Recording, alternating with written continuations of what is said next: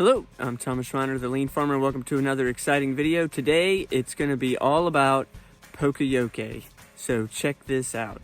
Okay, in one of my videos recently, I talked about how we have the spring box as one source of water and now the well as another.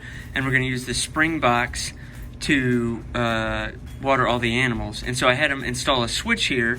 So when I go out to do chores, I flip the switch on, it turns on the pump down at the spring, and then it lets me water. And then that allows me to shut it off real easily. The water drains out, I don't have to worry about lines busting, or if I get a leak, then that pump is burned up because it's pumping. And while this works great, I'm going to show you how I'm going to use something that the Japanese call Poke Yoke, which is basically mistake proofing, or if you even wanted to call it an engineered control, the terminology is not that important as it's the concept.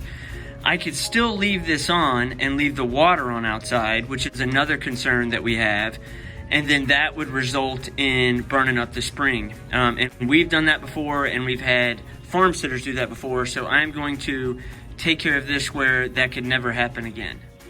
Okay, so we got the timer installed. Did a little bit of a modification to get it the way that I want it.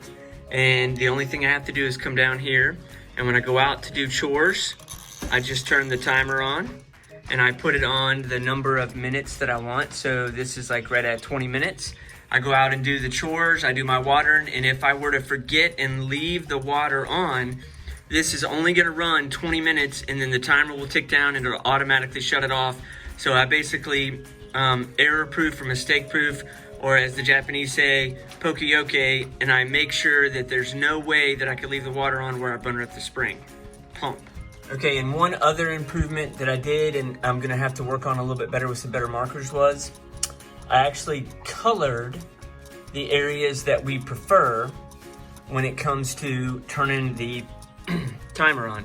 So anywhere up to 20 minutes is green, shouldn't have any trouble. You would never run the spring dry down there. From 20 to 40 minutes, you're starting to get into the cautious zone of, hey, you could have a problem with running the spring dry.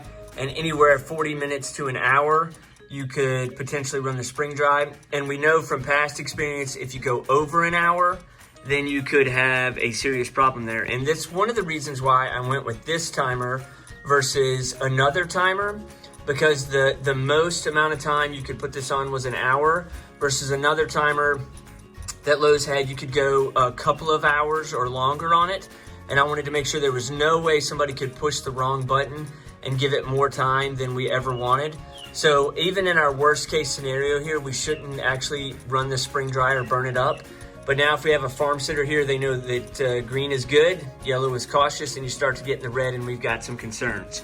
So even though we Poke Yoke'd it, we could also do some visual controls and make it even better.